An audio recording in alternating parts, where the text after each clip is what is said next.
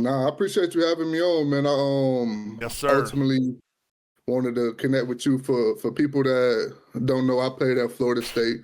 Yes, Back sir. in the day, I was on the 2013 national championship team.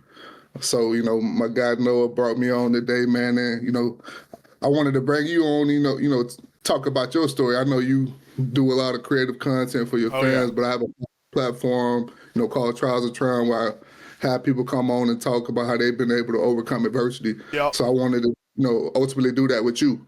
You Heck know, yeah. um, Off camera earlier, we kind of talked about your childhood and your upbringing and some adversity that you went through. Yep. With your father passing away. Could you Yep. kind of talk about that a little bit? Yeah. Basically, I was like, I was 7. It was like I was in second grade. My mom's a teacher, so he kind of just worked construction and stuff. We lived in like crappy house in Florida. Like mom's a teacher, dad works like a random construction job. Like we weren't rich or any of that by any means, but he kind of like out of nowhere really just one day we went to school. My mom took us to school or whatever. He'd been having headaches. He kind of was staying home from work, and then my little sister was home with him, and I don't know. My mom just checks us out of school, and we're driving home, and she drops us off at our aunt's house, and then yeah, he just had a brain aneurysm like randomly when we were at school.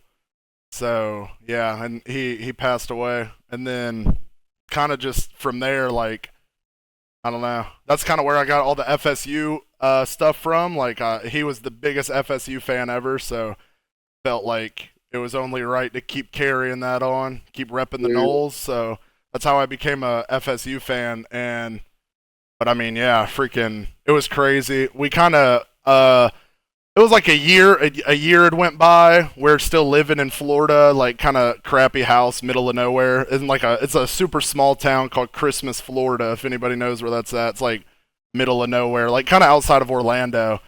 And my mom didn't like living there, obviously. So like a year had went by. My stepdad had started coming around, like helping her and stuff. He just kind of was there for us ever since like my dad died. Really, just kind of started off helping my mom around the house, like because we lived in a really bad house. It was in bad shape. Like water would be breaking every other day. Like it was just terrible. So he kind of would help around the house, and then we all knew him from like our childhood. Like we've known him since we were born. He was one of my dad's friends. So he just kind of him and my mom started dating, and we were kind of like we're good with it. Like it wasn't a big deal really, but he was awesome too. So my mom, a year had went by. She had saved up some money from teaching and stuff, and we moved to Georgia when I was like 8 or 9 years old.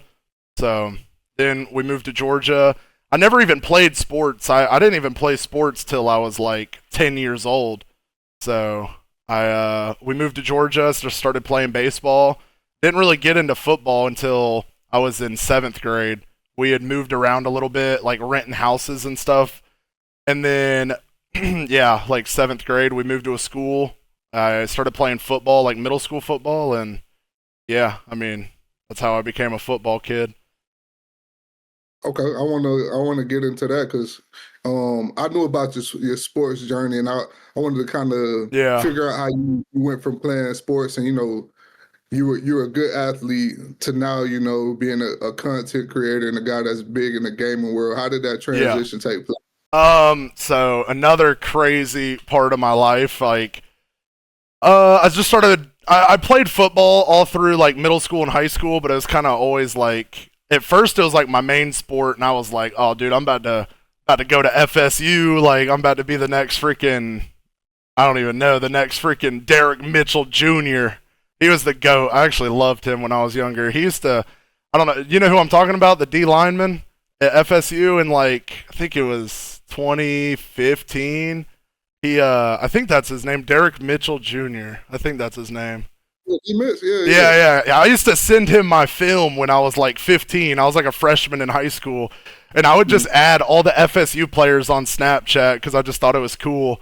And he added me back, and I was like, "Oh snap!" Like, so I just like hit him up. I was like, "Yo, dude, I freaking love you. You're a beast." So I would send him my huddle film when I was a freshman, and he would like give me advice and like tell me what to work on and stuff. I thought it was like the coolest thing of all time when I was younger. So shout out to him. He's a freaking legend. Shout out D Mitch. He one of the most down to earth people you're gonna ever meet. Yeah, so. dude, he is awesome. I was like telling my mom, I'm like, dude, I got an FSU player like telling me what I need to work on and stuff. This is insane. But yeah, I was always good at baseball, but I kind of put it in the, like on the back burner when I started like high school football, because high school football is crazy, especially where I come from. Like we're playing freaking Trevor Lawrence and all these crazy people every year. Like we played Trevor Lawrence in high school. We played Kyle Hamilton on the Ravens. Like we would play some dogs in high school. And my high school football coach, he was like one of the best high school coaches in all of Georgia. So his schedule and like summer workouts and spring, like that voice crack was crazy. He didn't play around, so I kind of was like, all right, I kind of want to lock into football. So like my freshman and sophomore year, I really locked into football, and then I moved more towards baseball. So my junior year, not to trauma dump on everybody watching, but my junior year, it kind of started my freshman year, but it progressively gotten worse. But my stepdad had gotten colon cancer, so he was starting to get pretty bad. But I was just so busy with sports, I wasn't up in the really what was going on. Like I knew he was sick, but I think my mom didn't really want to tell me that much because it would like, just be awful. So I was just so busy with sports and stuff, I didn't really know how bad it was. And then my junior year of high school, my stepdad passed away from colon cancer. And that had kind of when I had started. I got on like a really crazy travel baseball team the summer before, so I started playing with them. And then he had passed away. I was playing football. As soon as football season was done, I had been going to camps at UCF down in Orlando. So my mom went there. That's kind of like one of the pieces of like why I like that school so much. I just randomly went to a baseball camp down there because my cousin was getting recruited by UCF. So my stepdad had passed away. My mom was like, I feel like this is a pivotal time in your life where you need like a good father figure. So I moved to Florida. I lived with my uncle, and I would just go to like camps and workouts and all kinds of stuff at UCF like all the time, just trying to get in like the ecosystem over there. So they were one of the schools that were recruiting me in baseball. Definitely the best school that would recruit me for baseball. And so basically I was doing that. And then what else? I just went down there for a semester, really my second semester of my junior year once football was over in the spring. I was like, all right, I'm going to move down to Florida, live with my uncle.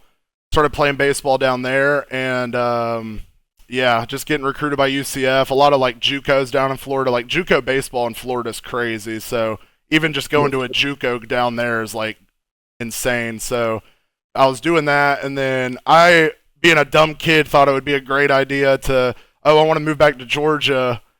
And I was kind of like, as a kid, I was kind of like not an idiot, but like it was rough. My mom trying to like tell me what to do or give advice or like try to persuade me on certain stuff, because like I'm the type of person, I got something in my mind that I want to do. It's really hard to change my mind when I was younger. So I was like, nah, it's like I want to move back to Georgia, graduate with all my friends. So I moved back to Georgia knowing that there's like a rule in Georgia where if you move from out of state, you can't play varsity sports for a year. You have to sit out to regain your eligibility. So then that was my senior year, so it's not like I can go play JV. So that kind of like really screwed me up. And then we went to like a court thing to try to appeal it and all that, but they kind of deemed it was like, yeah, like you knew what would happen if you came back, so that's kind of on you. So then that kind of happened, but I feel like, everything happens for a reason. That was kind of like a point in my life where I was like, dang, like if I'm not going to go to college, my mom just spent all this money throughout the years for me playing all these baseball and all this crazy stuff. Like I got to figure something out or she is going to be pissed. So I just had a friend, like me and my boy Jay over here. He's still with me to this day. He's my day one of doing the videos. We'd had a little YouTube channel doing just little vlogs and messing around like in our town with our friends. And then my boy Balin Levine, he had a YouTube channel with his friends. He lived like kind of like 45 minutes away from us. I knew him from middle school because we went to middle school together. So me and Balin just linked up, and I was like, okay, I don't know what I want to do. It's like I need to try this YouTube thing because that's another thing I didn't really mention that. Like I have been watching YouTube and playing video games like as my little hobby outside of sports since I was like, I don't even like literally since I was born. Like I've been playing like I was playing the PS2 when I was like 5 years old. So I've always been a gamer. But gaming, see that's another thing with gaming. Gaming was not cool until like 2018. Like Fortnite came out, and they had Drake and Ninja and everybody playing Fortnite, and then like letting people at school know that you were like good at games and all that was kind of like people would be like, "Oh, you're a nerd. Like nobody plays games." But then when Fortnite came out, people were like, "Oh, gaming's cool now." So then like it was like normalized. But back to what I was originally saying, yeah, me and my boy Balin Levine had linked up like my senior year of high school, and we were like, "Yo, I feel like we both got small channels. We should collab and like do something cool together." So we collabed. First video we ever did, it was like a prank video. It's like kind of annoying. We're like messing with people, but we're in the library in like a little study room, and he's eating Doritos like super loud, and people are like getting mad. And I roll around in the chair and I tap him on the shoulders and I just whisper, I was like, "Yo, are those nacho cheese?" And we posted the clip on Instagram. It got like millions of views in like the first day, like went crazy. He hit 100,000 followers on Instagram like overnight off that one video. And we were like, "What is going on? This is insane." So then ever since then, that was 2018. That was like October 2018. We were still seniors. Like our senior year of high school had just started. So like we're like, "Dude, we got to run this up." So I couldn't play sports. My mom had saw like, okay, like I guess he's got something with this YouTube thing. He's not playing sports, as long as he graduates, I don't give a crap, I guess. So she let me luckily move to online school. So me and Balin both were doing online school because Balin went to a super strict Catholic school in Georgia, and they had kicked him out for doing the videos because they're like, "Oh, we don't want this like representing us and stuff." So they had kicked him out going into our senior year. So he had started online, and he was kind of telling me like, "Dude, like let's do online school or like move to online school so we could kind of like go travel around and like do videos with people." So I had like just begged my mom forever to do online school. So it took a couple months. I didn't start online school till like February. But then as soon as I started online school, we started traveling, like we were going to LA, going to Chicago, like just flying anywhere with like our last $200 that we had, like just going to film videos with other people. And I mean, we're still doing it to this day. That's kind of something I've done with him throughout the years. He's got 5 million subscribers on YouTube. And we've pretty much just built like just vlogging. We went on a tour, 2023 summer. We did 25 shows around the US, like 700 to 2,000 people venues, and we sold every show out, just doing like a live show for people. And yeah, I mean, we've just been doing that since we were seniors in high school, and now we're here. He's kind of like, we're still doing that, but over like it was probably 2023 I'd really like honed in and focused on my own content. So I kind of just started streaming, playing games and all that in 2023. And yeah, I kind of recently like pivoted because like gaming's been kind of dry. Like I was really waiting for GTA 6 to come out, but it just like they keep moving the release back and all that. So I just recently pivoted last year. I was like, okay, like we need to figure something else out to do that would be fun. So I was like, dude, I love FSU. Like we just had a crazy 13-0 season. So let's start doing these watch parties. So we started watch partying games. And the first clip I ever posted of me watch party in the game, it was Georgia Tech, which my boy Jay is the biggest Georgia Tech fan. His dad, oh my God, these voice cracks. I'm so sorry. Hold on. Let me drink some water. Good Lord. But, so yeah, basically my boy Jay is like the biggest Georgia Tech fan. So he would be in one part of the house doing his Georgia Tech watch party. And then I was in a camper outside on our property. So I was like in the camper, no shirt on, just like raising hell, being an idiot. And they kicked that game-winning field goal, and I like smashed like a big flat screen TV, and that video has like 2 million on Instagram. Like the first video I ever posted of the FSU watch parties has like 2 million. So I was like, dude, okay, like we got to do these watch parties. So then last year I did the watch parties, but we know how last year went, 2-10. I kind of was like, after a little while of like raging after every game, I was kind of like, okay, like I'm out of ideas. I don't even know what I could do anymore. So I'd stopped doing them like halfway through the season. But then this year when we beat Alabama, I was like, okay, no matter what happens, we're watching every single game on stream. So that's what we've been doing. And then, yeah, I just yapped forever, but come from. Yeah, okay, so I'll shout out my boy Wee Hoopin. He's like a big Ravens fan, and he streams and does these watch parties.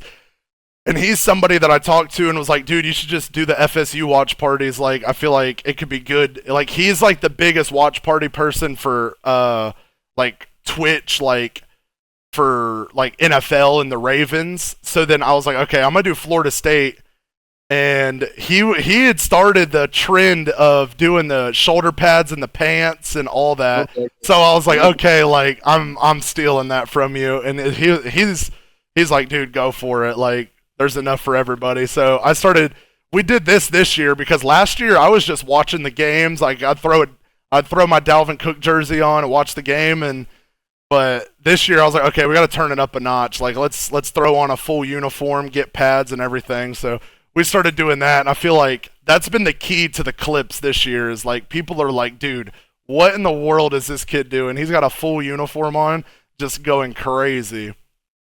I think it's dope, you know, because everybody sees you on social media making everybody laugh, you know, great content, but then people hear your story, you know, some of the adversity that you've been able to overcome. Like every single person that's going to watch your videos, they're going through something. Yeah, exactly. Laughter is good for the soul, man. So the content that you're making, I know you may not think of it this deep, but you're healing people and you don't even realize it, man. So I thought it was dope, you know, to have you on, you know, to share your story because you're the one always making people laugh, but knowing the story behind that comedy, I think is dope for sure. Yeah, for sure. Yeah, I mean, I know everybody's got. See, that's one thing is I've never really knew how to bring it up. Really, like my upbringing and like everything that's happened in my life. I've never really kind of been like, you know, like I don't know how to really go about bringing stuff like that up. I'm not really that crazy at like talking about that stuff. So it's kind of more of like a, you know, just I don't know. I felt like this is a great platform to talk about it. So sure. I appreciate it. Yeah. Well, I know they finna start back up, but I know you asked me about Jameis. Yeah, that's one thing my chat knows is I am the biggest. I'm the biggest Jameis fan of all time. Like I do not shut up about him. He is the GOAT. So I was just curious playing with him if you had a little funny story that you could tell me in the chat about Jameis. So Jameis literally, like, I don't know if y'all saw that viral video with Jameis eating a W in Tampa. So Jameis, like, literally would do stuff like that all the time. Like, he would give us the pregame speeches. I know y'all remember the viral speech against Clemson where it was like, if you're going to do it big. Do it big, yeah. It was this crazy motivational speech, and then he go off the wall and say something funny. You're like, hold on. That was just Jameis. Like he have a moment where he's leading you, he's super motivational, then he's just being goofy, and that's why I kind of when I saw it in Tampa, I'm like, man, they just don't get Jameis because exactly. Man, we were able to thrive off of that. And Tampa is like, man, when you around the organization that at the time had a losing culture, they didn't think they adapted to Jameis how they should have adapted to him. But I'm glad he's finally getting his flowers and everybody's starting to come around because back in the day, people were just so weird about him and like all the drama that he had and stuff with like the crab legs and all that. People like wouldn't even give him a chance, but I feel like, Deuce Robinson out of there. Sorry. But yeah, I feel like people are finally coming around and realizing how funny and how much of a good guy Jameis really is. So I love that because I've been repping Jameis since day one. Man, now Jameis that guy for sure. Like he definitely that guy.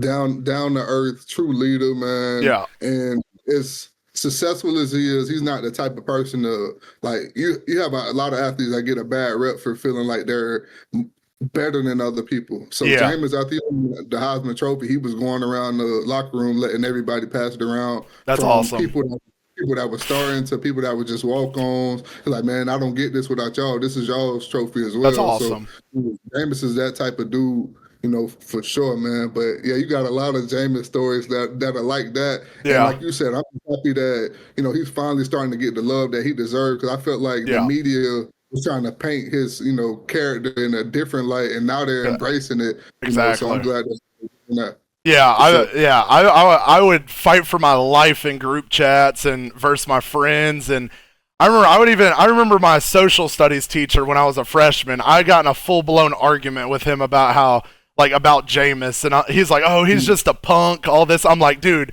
no, he's not. Like, y'all are dumb. Y'all don't even know him like that. Like, I don't know him like that. I'm just a fan, but like, I'm gonna ride or die for anybody that's on FSU. So, but like, I've been repping Jameis forever. That's what the media does. They do a good job of building you up and then tearing you down. Exactly. So now, like, they can benefit off of Jameis. So now he's been the same guy the whole entire time. Exactly. But now they're presenting it in a different way for the people to consume. Exactly. So now he's not feeling anymore. But nah, man, he's a good dude. Yeah, for sure. But yeah. I'll let you get back to watching the game. I'll get back to watching the game. But I mean, I appreciate you having me on. This is awesome. I'm definitely 100% down to do more content together in the future, because I mean, this is awesome. Getting to talk to you and anything FSU. I brought my headphones and my coaching cap, man. You got your uniform on. All right. Yeah. Give you a pep talk before we get back. All right, let's get back into it. Come on now. Listen, man. I told you all week during practice. You're the best player that we got on this team. For sure. We're trying to come back in the second half. We're down 18-7 to Clemson. The only way that we can do this is if we get the best out of you. Okay. I'm talking about 7 sacks. Yep. 300 yards rushing. Yep. 9 touchdowns. Yep. That's the only way that we got a chance. And you know my motto. Yep. Balls to the wall. Yep. Balls to the fall. Yep. Run it up. Run it up again. Okay. Let's go. Come on now. Yes, sir. Now, let's go. That pass rush move I taught you now. Oh, I know. Let's get it. Let's get it. Now, hey, you remember it. I remember it. They might say it's illegal. It's like going into a party where you don't got an invitation. Exactly. As long as you act like you're supposed to be there, nobody ever know, man. Exactly. All right. Yeah. W. Hey, we're making the comeback. Don't even worry. I'm going out there. I'm going to go crazy. So, yes, sir, buddy. W. Much love, man. Much love. Thank you for having me, bro. This is awesome. Yes, sir. Peace.